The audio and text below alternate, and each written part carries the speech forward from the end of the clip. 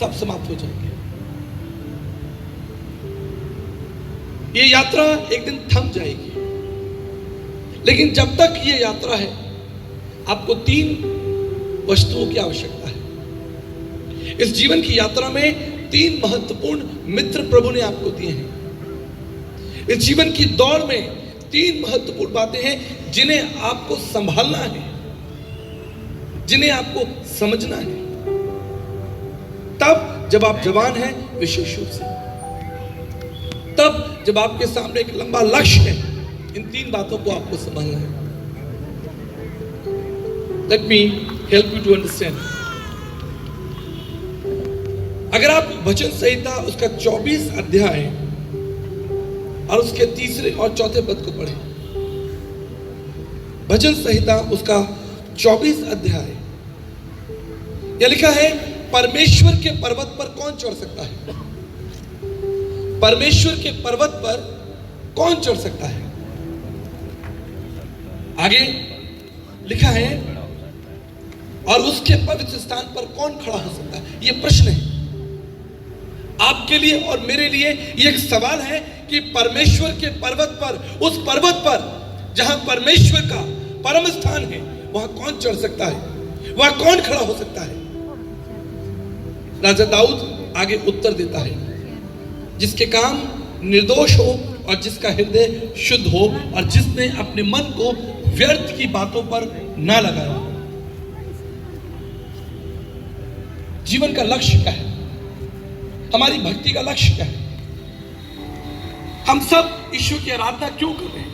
अंततः उस ईश्वर से हम क्या पाएंगे? हमारी भक्ति का लक्ष्य क्या होगा? आपको क्या मिलेगा? ये जो गीत आप उस परमात्मा के गा रहे हैं, ये जो आराधना आप उस परमेश्वर की कर रहे हैं, अंततः इससे आपको लाभ क्या होगा? बाइबल बताती है कि जिसके काम निर्दोष होंगे, जिनका हृदय पवित्र होगा, वो परमेश्वर के पर्वत पर चढ़ जाएगा, उस परमेश्वर के साथ ठिकाना पाएगा, उस परमेश्वर के साथ संगति करेगा, जिसे परम शांति, परम मोक्ष कहा गया। अंततः आप उस परम धाम को प्राप्त करेंगे। लेकिन स्मरण रहे, याद रहे आपको, ये तब संभव है जब आप जीवित हो और परमेश्वर के मार्ग पर चल रहे हो। कई बार हम सोचते हैं कि हम मर जाएंगे और हमें स्वर्ग प्राप्त हो जाएगा, लेकिन बाइबल आपको क्या शिक्षा देती है? बाइबल आपको शिक्षा देती है कि जिसके काम निर्दोष हो, और यह तभी संभव है जब आपके अंदर आत्मा हो, आपके अंदर प्राण हो और आप चलते फिरते हो। भक्ति यही नहीं है कि आप एक मंदिर में या एक चर्च में या किसी धार्मिक स्थल पर इकट्ठा हो जाएं और उस परमेश्वर की आराधना करें। ये तो भक्ति का एक स्वरूप है, ये तो सामूहिक भक्ति है। याद रहिएगा, मेरी बात याद रखिएगा, भक्ति तो सामूहिक है लेकिन न्याय व्यक्तिगत होगा।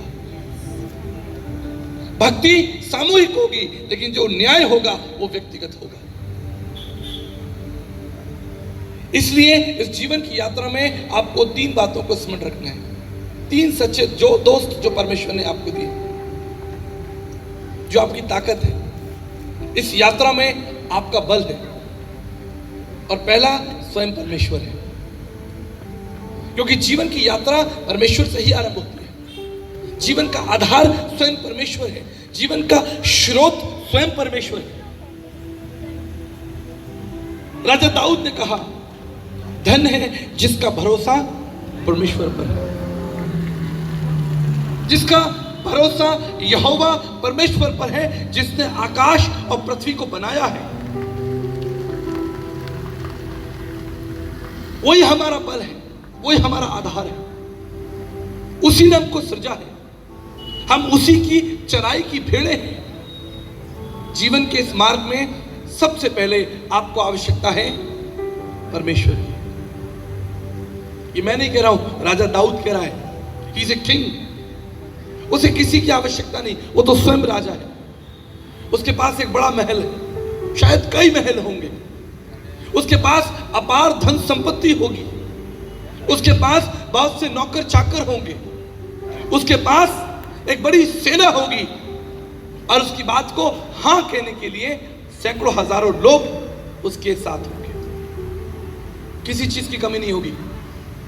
परंतु एक राजा कहता है कि धन है जिसका भरोसा यहोवा पर।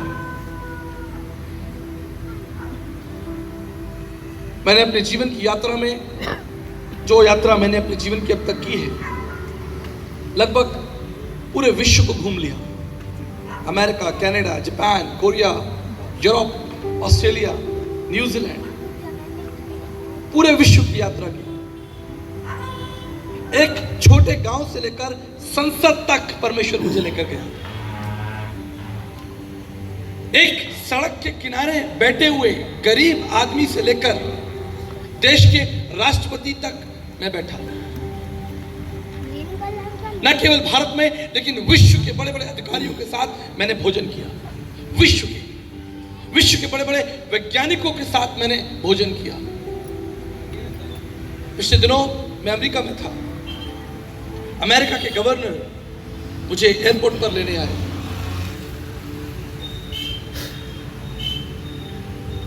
सैकड़ों लोग वहां पर थे। जब मैं फ्लाइट से बाहर आया, ग्रेगरी स्लेटन दौड़ कर आए और उन्होंने मेरा बैग उठाया। मुझे थोड़ा असहज महसूस हुआ। इतने बड़े गवर्नर हैं, इतने बड़े अधिकारी, अमेरिका देश के गवर्नर। थोड़ा असहज हुआ। मैंने कहा सर आप रहने दीजिए। कहते नहीं। मैंने कहा सर यू आर एम्बेसडर, आप सामान उठाएं, शोभा नहीं देता है। आप जानते उन्होंने क्या कहा? उन्होंने कहा मैं तो केवल एक देश, एक प्रांत का एम्बेसडर हूं, लेकिन आप तो परमेश्वर के राज्य के एम्बेसडर हैं। मैं तो केवल एक देश का प्रतिनिधित्व कर रहा हूं, लेकिन आप पूरे संसार का प्रतिनिधित्व कर रहे हैं, क्योंकि आप परमेश्वर के राज्य की बातों को सिखा रहे हैं। आप जानते हैं उन्होंने अपने पद से बढ़कर मेरा पद स्वीकार किया। इसलिए नहीं कि मैं बहुत बड़ा कोई एक गवर्नर हूं या एम्बेसडर हूं या किसी बड़ी संस्था का स्वामी हूं, इसलिए कि मैं एक सुसमाचार प्रचारक हूं। जब परमेश्वर आपके जीवन का अधिकारी होगा, when the Lord is with you, जब परमेश्वर आपका चट्टान होगा, परमेश्वर आपकी पहचान होगी, आपके लिए सारे द्वार खुल जाएंगे। When the Lord is with you, जब परमेश्वर आपके साथ होगा, आप समाधान देखेंगे, आप उपाय देखेंगे। इसलिए भजन संहिता 53 उसका दूसरा अध्याय हम पढ़ेंगे। यहां एक बड़ी अद्भुत बात लिखी है, बड़ी सुंदर बात लिखी है। भजन संहिता उसका 53 अध्याय और उसके दूसरे पद को जरा पढ़कर देखिए। आई विल अप्रिशिएट, मैं आपको अप्रिशिएट करूंगा अगर आप वचन निकाल कर पढ़ें। परमेश्वर ने स्वर पर से मनुष्यों के ऊपर दृष्टि की,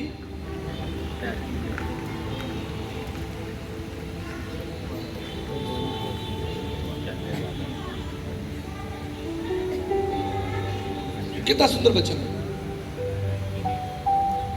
यह केवल मनुष्य की इच्छा नहीं है कि वो परमेश्वर को जाने, ये परमेश्वर की भी इच्छा है कि मनुष्य से जाने। परमेश्वर अपने आप को आप पर प्रकट करने के लिए तैयार है।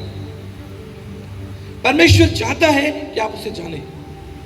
It's God's desire, it's God's will that you may know him who is he. क्योंकि जब तक आप उस परमेश्वर को नहीं जानेंगे, वो परमेश्वर आपका आधार कैसे बनेगा? जब तक आपकी पहचान उस परमेश्वर से नहीं होगी, आप उस परमेश्वर पर विश्वास कैसे करेंगे? भारतीय दर्शन में संत तुलसीदास जी ने कहा है, बिन जाने प्रीत ना होए। जिसको हम नहीं जानते, क्या आप उससे प्रेम कर सकते हो? जिसको आप नहीं जानते, क्या आप उस पर विश्वास कर सकते हो? राजा दाऊद ने कहा था भजन संहिता 146 में कि धन्य जिसका भरोसा यहोवा परमेश्वर। लेकिन अगर आप उस परमेश्वर को नहीं जानेंगे तो आपका भरोसा उस पर कैसे होगा? इसलिए बाइबल का परमेश्वर अपने आप को आप पर प्रकट करने के लिए तैयार है कि आप उसे जाने और जीवन के मार्ग में वो आपका बल हो, आपकी शक्ति हो, आपका ढाल हो। वचन संहिता 103 और उसके 7 पद में लिखा है कि उसने इजराइलियों पर अपने काम प्रकट कर दिए और मूसा पर अपनी गति को प्रकट किया। इस वचन पर जरा ध्यान दीजिए, इसे लिख लीजिए। इजरायली लोग परमेश्वर से क्या चाहते थे? इजरायली लोग परमेश्वर से समाधान चाहते थे, रोटी चाहते थे, कपड़ा चाहते थे, सुरक्षा चाहते थे, संसार और भौतिक चीजों को चाहते थे। और परमेश्वर ने उन पर वो चीजें प्रकट कर दी, उन्हें वो चीजें दे दी। लेकिन वह एक व्यक्ति था जिसका नाम है मूसा। बाइबल कहती है कि इजराइलियों पर उसने अपनी महिमा को, अपने कार्य को प्रकट कर दिया, लेकिन मूसा के ऊपर उसने अपनी गति को प्रकट कर दिया, यानी अपनी योजनाओं को प्रकट कर दिया। एक व्यक्ति चाहिए जो परमेश्वर की योजनाओं को जानने की रुचि रखता हो, सब कुछ छोड़कर उस परमेश्वर के नाम को, उसकी योजनाओं को जानने की रुचि। इससे बढ़कर और कुछ नहीं हो सकता। मैं आपको दावे से कह सकता हूं, मैं दावे से कह सकता हूं कि परमेश्वर को जानने से बेहतर आपके जीवन में कोई दूसरे कार्य हो ही नहीं सकता। और अगर कोई दूसरा कार्य परमेश्वर के स्थान ले रहा है आपके जीवन में, आप नष्ट हो जाएंगे। You will lose your life. आपकी जिंदगी का पहला पायदान परमेश्वर है। नीति वचन 3:6 में लिखा है कि परमेश्वर को स्मरण करके सब काम करना, उसकी विधियों को जानना, उसके कार्यों को समझना। कई बार हम परमेश्वर की विधियों को तुच्छ जानते हैं, क्योंकि हम सोचते हैं बहुत पढ़े लिखे लोग हैं, हम बहुत ज्ञानी लोग हैं, वी आर वेरी इंटेलिजेंट। आप जानते हैं एक पायलट जहाज उड़ाता है। आप में से बहुत से लोगों ने हवाई यात्रा की होगी। मुझे भी एरोनॉटिक्स का बहुत शौक है, और जब भी मैं यूएस जाता हूँ तो छोटे जो प्लेन्स वहाँ पर होते हैं मैं उड़ाता हूँ। आप मेरे वीडियोस या फोटोग्राफ्स देख सकते हैं, किसी ने देखे हो तो आपको याद होगा। It's very interesting. लेकिन आप जानते हैं वो पायलट वहाँ क्या करता है? वो इतना बड़ा जहाज लेकर आसमान में उड़ता है। निश्चय उसने एक ट्रेनिंग की है, उसे कई महीने लगे। लेकिन आप जानते हो वो क्या करता है? जो उस चार्ट में लिखा हुआ है, डूज एंड डोंट्स। जहाज बुद्धि से, योग्यताओं से नहीं चलाया जाता। आपका जो मन कह रहा है वो आप नहीं कर सकते। जहाज चलाने के इंस्ट्रक्शंस मैनुअल बुक में लिखे हुए हैं, उसमें जो लिखा है वही सत्य है। एटीसी कंट्रोल जमीन से उड़ते हुए आसमान को जो संदेश दे रहा है, बस उसे उतना ही करना है। अगर एटीसी कंट्रोल उस जहाज को निर्देश देता है कि तुम्हें 15,000 की फीट पर चलना है, तो इसका मतलब है कि उसे 15,000 की फीट पर चलना है, वो 16,000 की फीट पर नहीं चल सकता। उसे केवल आज्ञा को मानना है। और ये जहाज उड़ रहा है 930 किलोमीटर प्रति घंटे की रफ्तार से। ये जहाज आगे बढ़ रहा है क्योंकि पृथ्वी से उसको निर्देश मिल रहा है। आप कल्पना कीजिए, अगर आसमान में उड़ते हुए जहाज के लिए पृथ्वी पर बैठे एटीसी कंट्रोल का निर्देश जरूरी है, तो जमीन पर चलते हुए इंसान के लिए आसमान में बैठे उस परमेश्वर का निर्देश कितना जरूरी होगा।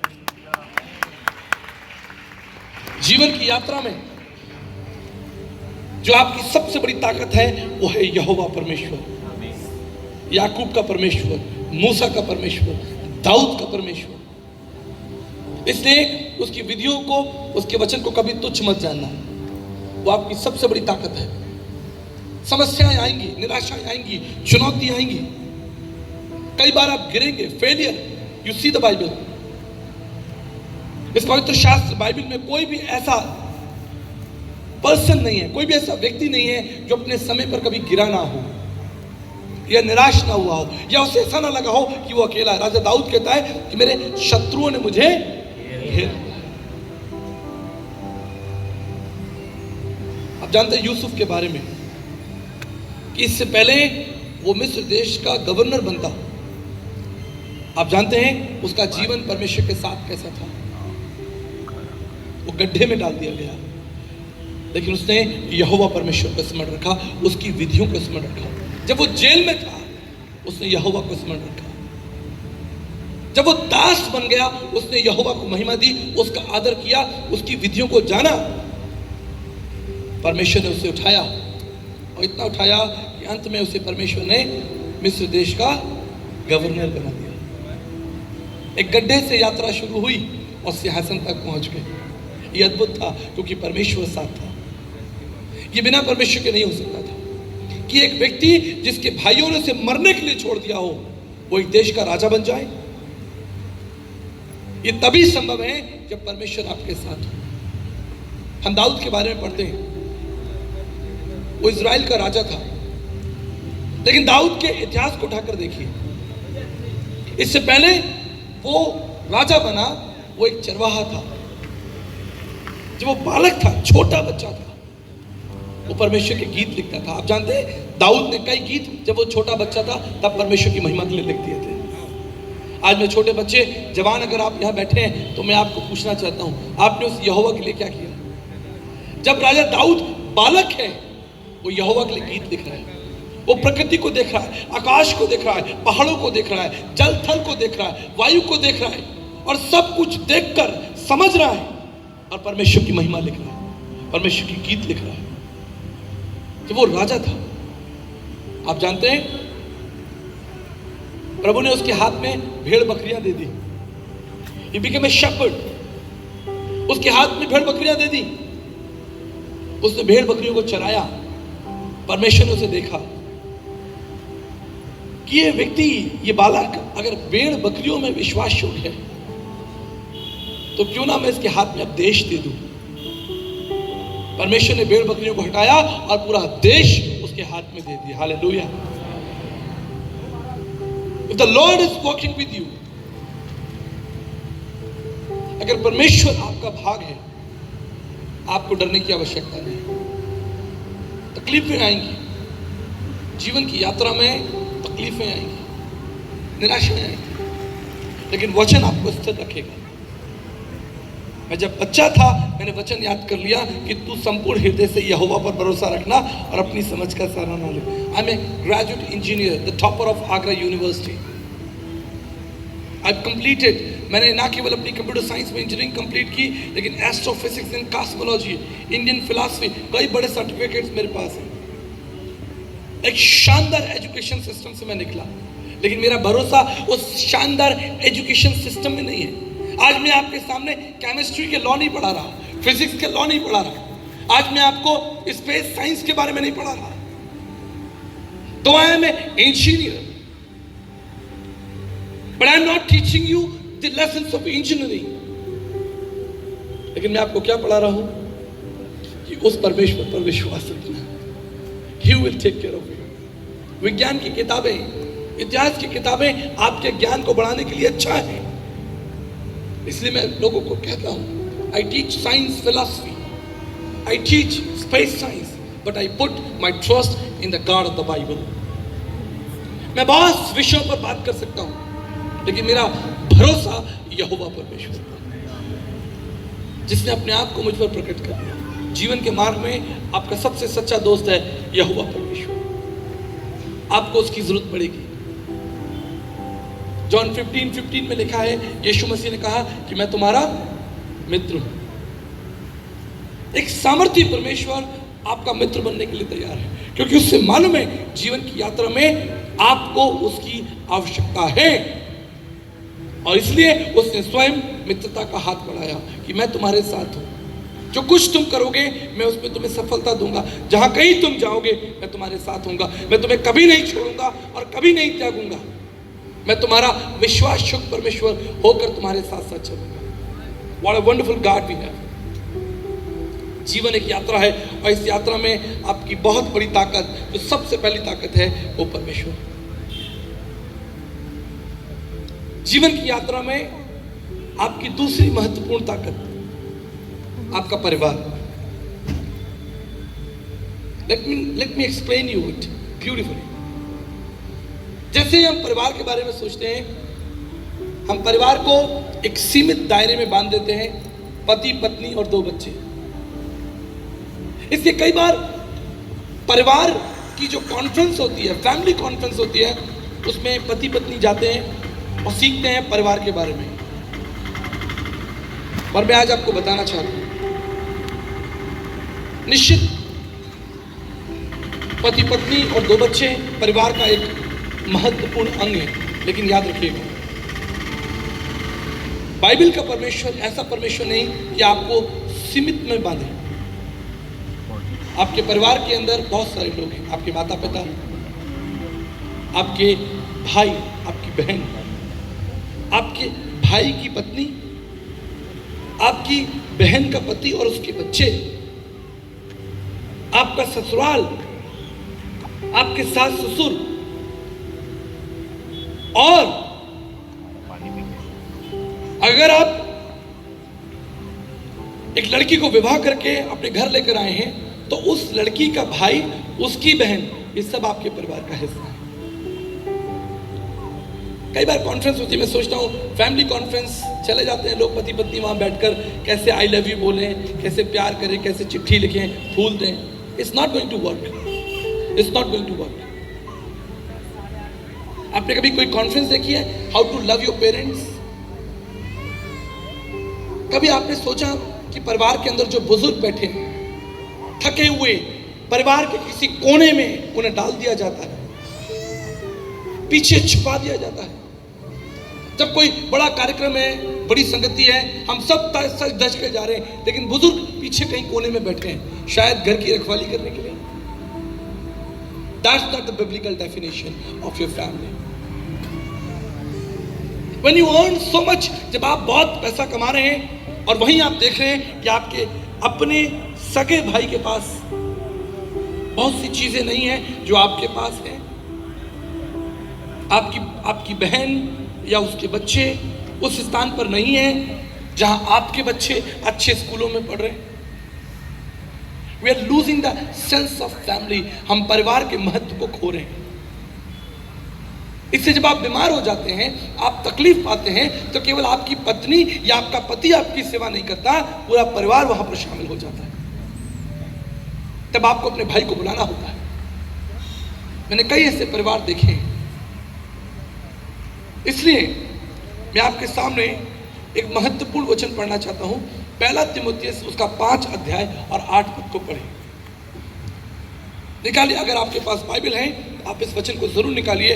1 तीमुथियुस उसका 5 अध्याय और उसके 8 पद को पढ़ें।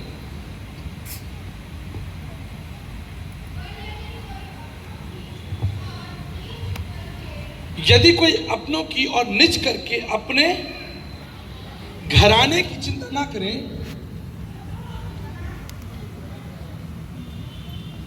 एक माइक दीजिए, आराम से परमेश्वर के वचन को अध्ययन कीजिए। कोई जल्दबाजी नहीं है, हम कोई दौड़ में नहीं आए हैं कि कोई इनाम पाएगा। हम यहाँ पर परमेश्वर के वचन का अध्ययन करने आए हैं। इससे कोई फर्क नहीं पड़ता हम कैसे बैठे, कहाँ बैठे, हम सब परमेश्वर के वचन का आनंद लें और बड़े आनंद के साथ परमेश्वर के वचन को खोला जाए और सामर्थ्य के संग पढ़ा जाए। 1 तीमुथियुस उसका 5 अध्याय 8 पद। पर यदि कोई अपनों की और नीच करके अपने घराने की चिंता न करे तो वह विश्वास से मुकर गया है और अविश्वासी से भी बुरा बन गया है। पवित्र शास्त्र बाइबल क्या कहती है? यदि कोई अपनों की याद रखिएगा, यहाँ पत्नी नहीं लिखा हुआ है, बच्चे नहीं लिखा हुआ है, वो तो है ही, लेकिन यदि कोई अपनों की चिंता ना करे। आप जानते हैं, जब मैं घर से बहुत दूर यात्रा करता हूँ, मैं अपनी माता जी को प्रत्येक दिन फोन करता हूँ, एवरी डे, और पूछता हूँ परिवार के अन्य लोग कैसे हैं। इसका संदर्भ यह है कि जब मैं उनसे पूछ रहा हूँ कि परिवार के अन्य लोग कैसे हैं, तो मैं अपनी बुआओं, अपने चाचाओं, अपने मामाओं के बारे में पूछ रहा हूँ। बंगाल में, बरेली में, कानपुर में, चितरंजन में, आसनसोल में, चेन्नई में, तमाम रिश्तेदार, क्योंकि मेरी माँ वास्तव में एक जंक्शन है जहाँ पर सब लोग उन्हें फ़ोन करके अपने बारे में बताते रहते हैं। सारा दिन मेरी माँ जो है रिश्तेदारों से और परिवार के अन्य सदस्य, मुझे पूरा विश्वास है कि कोई भी घटना घटती है वो मुझे बता देती है। आज उसकी शादी है, आज ऐसा है, आज वैसा है, और मैं बड़ा खुश होता हूँ। मैं प्रत्येक दिन अपने परिवार के निज लोगों की खबर लेता हूँ। आज भी दिन में मैंने उन्हें यहाँ आने से पहले शाम को 4 बजे फ़ोन किया। मैंने कहा सब ठीक है, सब ठीक है। बाइबल कहती है कि यदि कोई अपनों की निज करके अपने घराने की चिंता ना करे तो विश्वास से मुकर गया है। आपके जीवन में बहुत लोग हैं जो आपके अपने हैं, लेकिन जीवन की दौड़ में आप इतने आगे दौड़ते चले जा रहे हैं कि कई बार आपके अपनों को आप भूलते जा रहे हैं। कितने मंथ हो जाते हैं, कितने महीने निकल जाते हैं, आप अपने चाचाओं को, बुआओं को, मामाओं को फोन नहीं कर पाते। हम एक सीमित दायरे में बन चुके हैं, अपने माता पिता, अपनी पत्नी और अपने बच्चे, बस ये जिंदगी चल रही है। मैं परमेश्वर के मंच पर खड़ा हूं और विश्वास से इस बात को प्रकट करना चाहता हूं। प्रभु ने मुझे एक बहन दी है और एक भाई दिया। आप में से बहुत से लोग मेरे भाई को जानते हैं क्योंकि pastor William is a very international famous pastor singer. कोई अच्छी चीज ऐसी जो मेरे पास हो और उसके पास ना हो, ऐसा नहीं हो सकता। It is not possible. कोई अच्छी, सुंदर, बेहतर चीज जो मेरे पास हो और मेरे बहन के पास ना हो, ऐसा नहीं हो सकता। अगर हर व्यक्ति अपने परिवार की चिंता करने लगे, आप जानते हैं एक झरना ऊपर से बहता है और कई लोग उसमें तृप्त होते हैं, लेकिन कई बार हम इजराइलियों के समान हो जाते हैं। हम सिर्फ अपने बारे में सोचते हैं, हम सिर्फ अपनी रोटी इकट्ठा करना चाहते हैं। लेकिन आज मैं आपको इनकरेज करना चाहता हूं। नीति वचन उसके 11 अध्याय और 29 पद में लिखा है, जो अपने घराने को दुख देता है उसका भाग वायु हो जाता है। मैं से कई बच्चों को जानता हूं जो अपने माता पिता का आदर नहीं करते। उन्हें कोई फर्क नहीं पड़ता कि उनके माता पिता, वो कहते हैं कि अब आप ओल्ड हो चुके हो, आपको नहीं मालूम आज संसार में क्या चल रहा है, आज विज्ञान कहाँ पहुँच गया है, आज दुनिया कहाँ, इंटरनेट, फेसबुक का, व्हाट्सएप का ज़माना है, रील्स का ज़माना है। हम दुनिया से सीख रहे हैं, we are learning from the world. हमें आपकी आवश्यकता नहीं है। आप जानते हैं प्रभु ने मुझे भी 2 बेटियां दी हैं।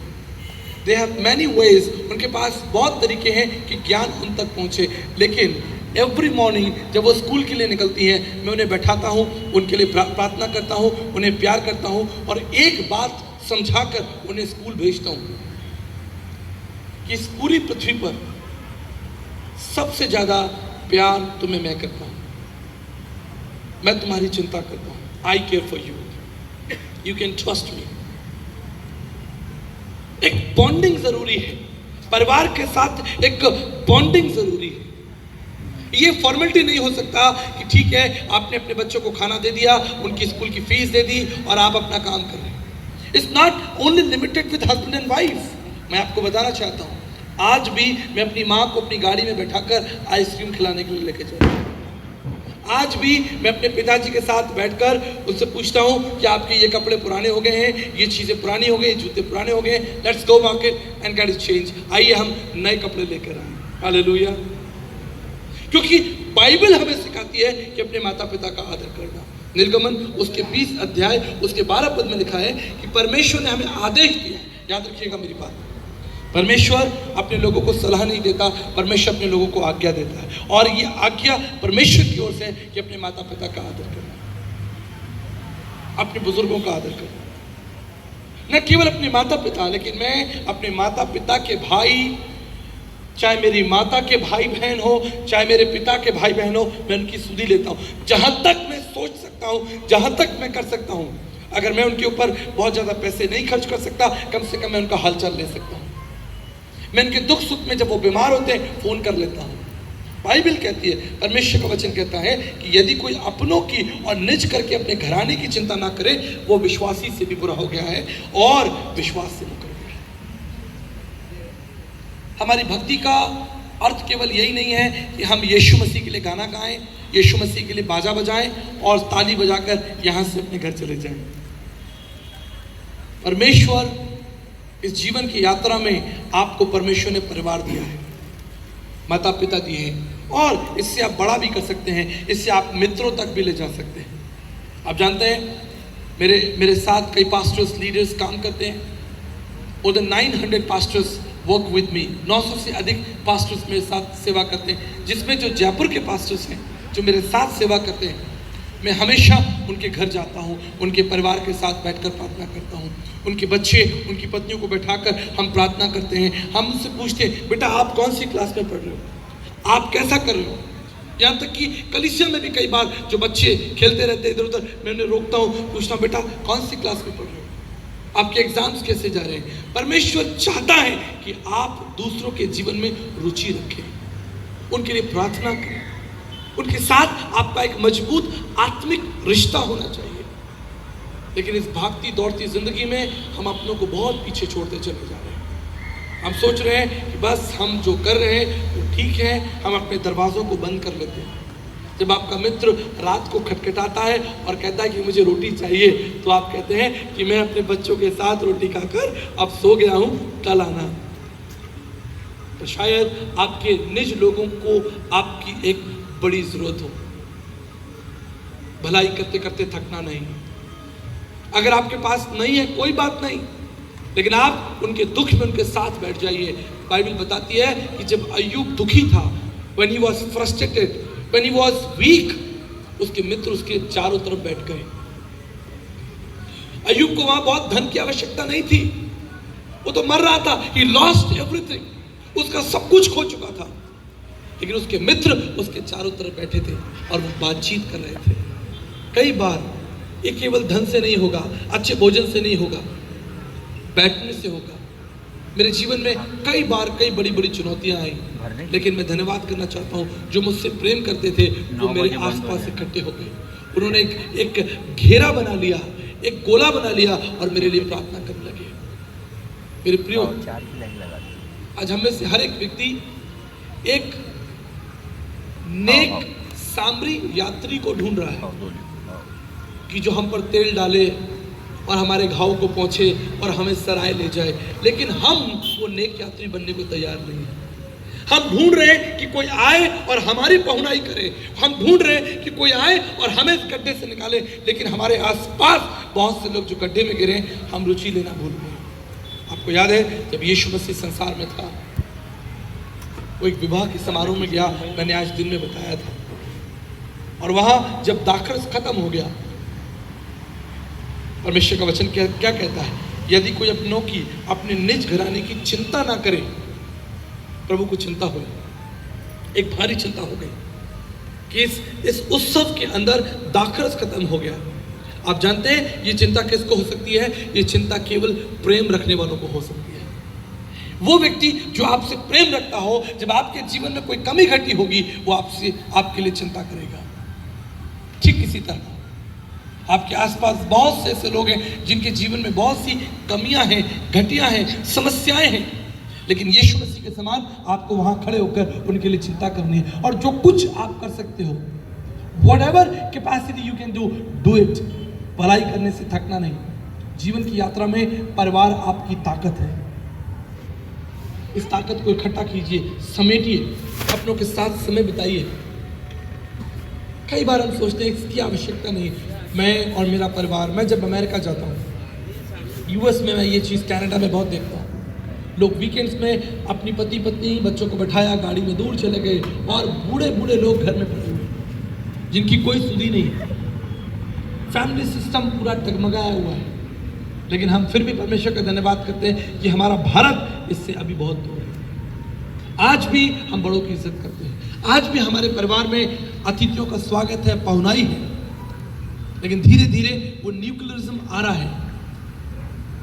पहले एक बड़ा घर होता था जिसके अंदर 5 भाई इकट्ठे रह सकते थे, 5 उनकी बहुएं एक साथ रह सकती थी, उनके बच्चे एक साथ रह सकते थे, लेकिन आज 5 अलग अलग घर हैं।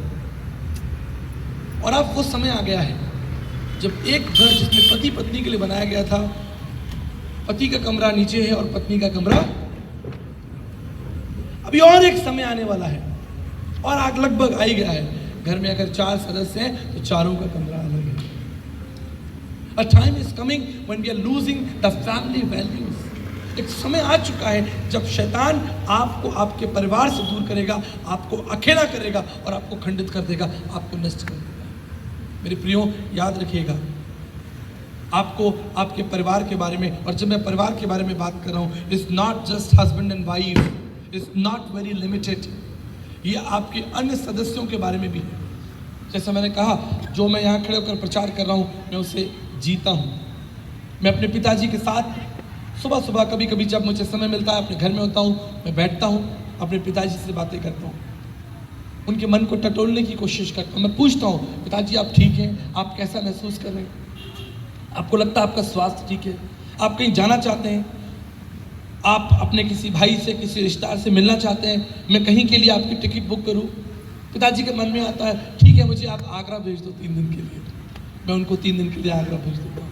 फिर वो कहते हैं, अच्छा मैं चेन्नई चला जाऊँ तो कैसा रहे? ठीक है पिताजी, मैं अगले महीने आपको चेन्नई भेजता हूँ। Love your parents, love your brothers.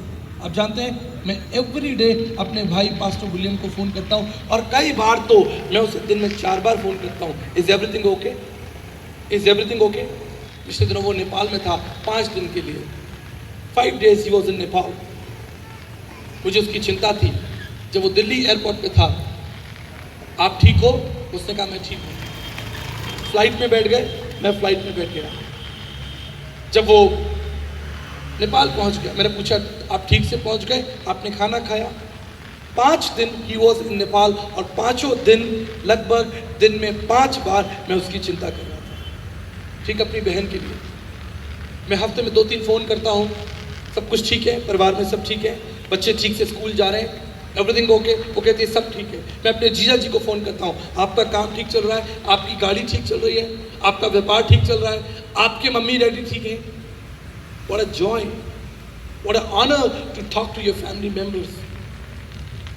मैं अपनी बुआओं को फ़ोन करता हूँ, अपने मामाओं चाचाओं को फ़ोन करता हूँ। This is what I want to teach you. यीशु मसीह जब परिवार में था, जब विवाह में गया, उसे चिंता हो गई कि इन लोगों का क्या होगा। ना केवल इतना, जब यीशु मसीह क्रूस पर था, व्हाट ए इंटरेस्टिंग स्टोरी, उसने देखा आज मेरी माँ अकेली है।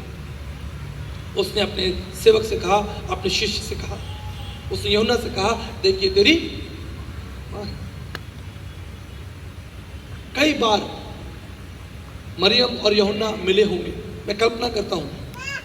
कई बार शिष्यों की मंडली में माता मरियम कुछ काम कर रही होंगी और शिष्य बैठे होंगे, पतरस, यूहन्ना, याकूब, सब शिष्य बैठे होंगे। लेकिन एक दिन वो समय आया जब प्रभु ने उस पद को ऊंचा कर दिया। एक अकेली स्त्री के लिए कहा, यूहन्ना ये तेरी माँ है, और यूहन्ना को कहा ये तेरी माँ है, और माँ को बोला ये तेरा बेटा है। जाते वक्त भी वो एक रिश्ता जोड़ कर गया।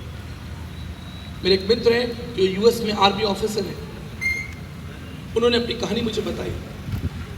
वो ऑर्फन थे, बड़ी इंटरेस्टिंग कहानी, बड़े ध्यान से सुन लीजिए। वो अमेरिका में एक ऑर्फनेज में पले थे, और 32 साल बाद जब वो 32 साल के हो गए, उनको उनकी माँ मिल गई।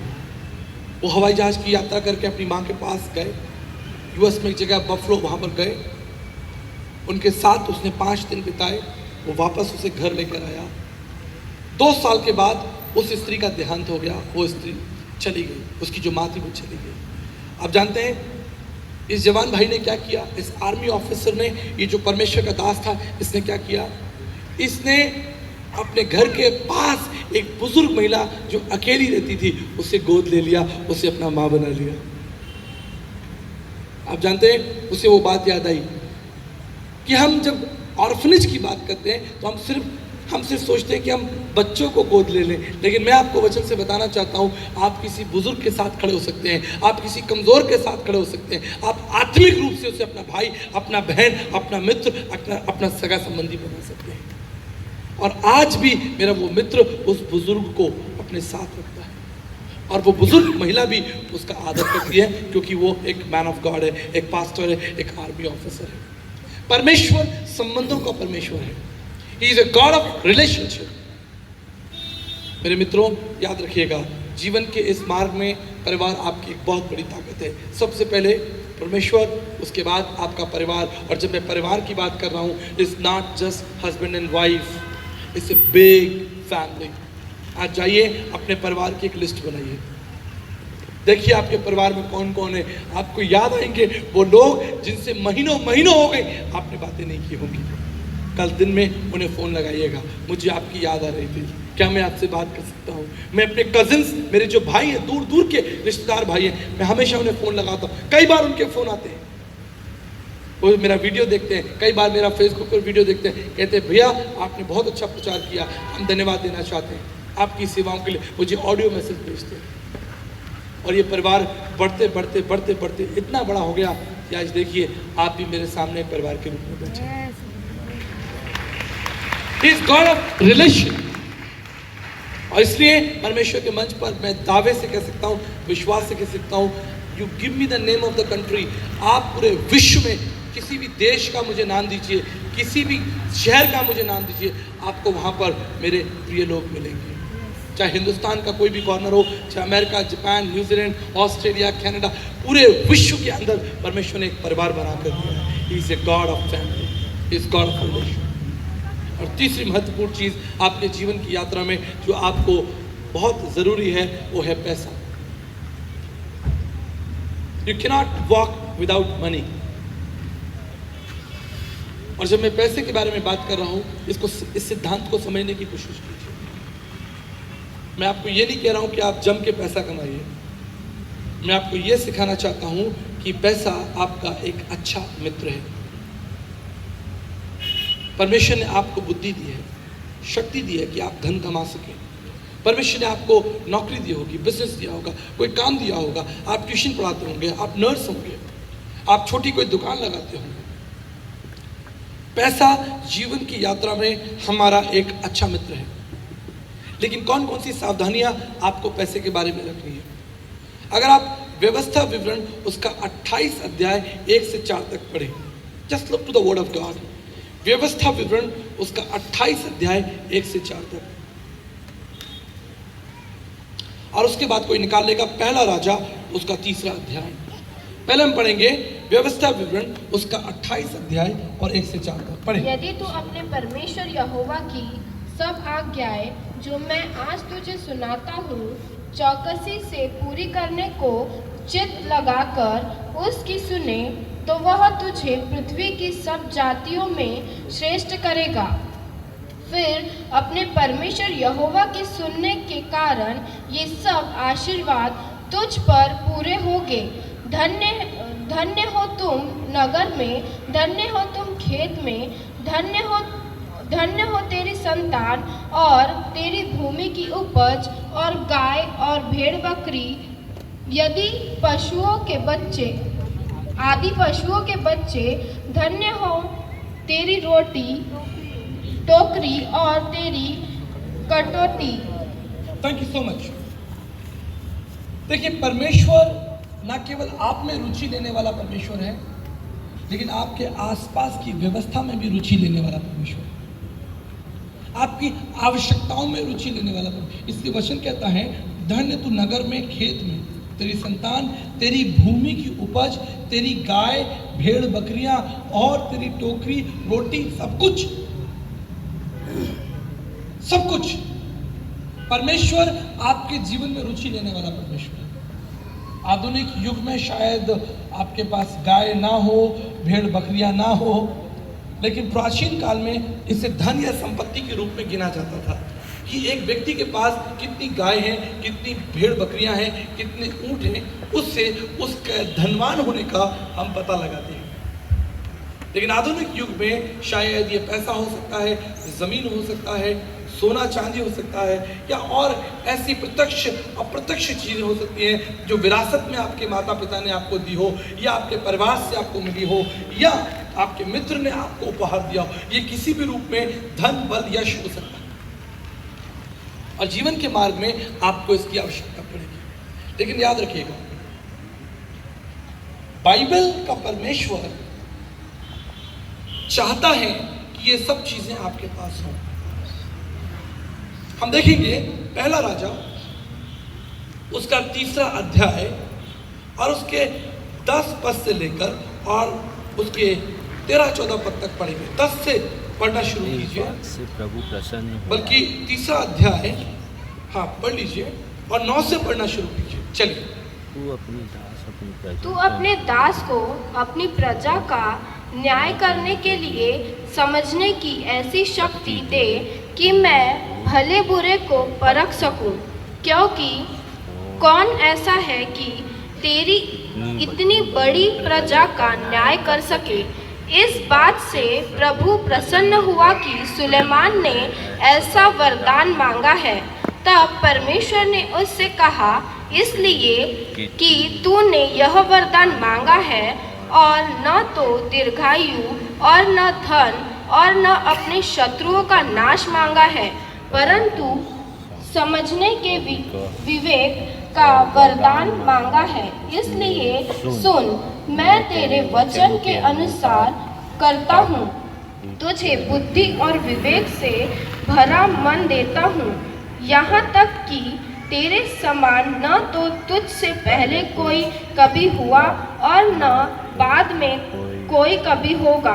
फिर जो तूने नहीं मांगा, अर्थात धन और महिमा, वह भी मैं तुझे यहाँ तक देता हूँ कि तेरे जीवन भर कोई राजा तेरे तुल्य न होगा। फिर यदि तू अपने पिता दाऊद के समान मेरे मार्गों में चलता हुआ मेरी विधियों और आज्ञाओं को मानता रहेगा, तो मैं तेरी आयु को बढ़ाऊंगा। देखिए, इस वचन के अंदर एक प्रकाशन देखिए। राजा सुलेमान ने परमेश्वर से धन और महिमा को नहीं मांगा, उसने केवल बुद्धि मांगी। लेकिन परमेश्वर जानता था कि इसको बुद्धि के साथ साथ आगे बढ़ने के लिए धन और महिमा चाहिए, और इसलिए परमेश्वर ने राजा सुलेमान को धन दिया। He blessed him with money। आज वो परमेश्वर चाहता है कि आपके सारे बंधन खुल जाएं और आप आशीषित हो।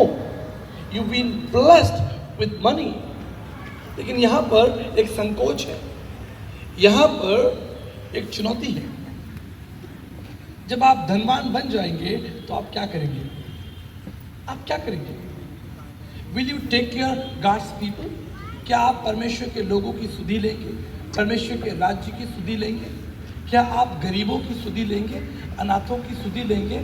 Why God should bless you? परमेश्वर आपके हाथ में धन क्यों दे? महिमा और आदर क्यों दे? जब राजा दाऊद एक बच्चा था, उसके पास भेड़ बकरियां थी और वो भेड़ बकरियों में विश्वास योग्य था, तो प्रभु ने उसके हाथ में पूरा देश दे दिया। अगर परमेश्वर आज आपको पैसा दे दे, महिमा दे दे, तो क्या वो महिमा, क्या वो धन परमेश्वर की महिमा के लिए खर्च होगा? That's a big question.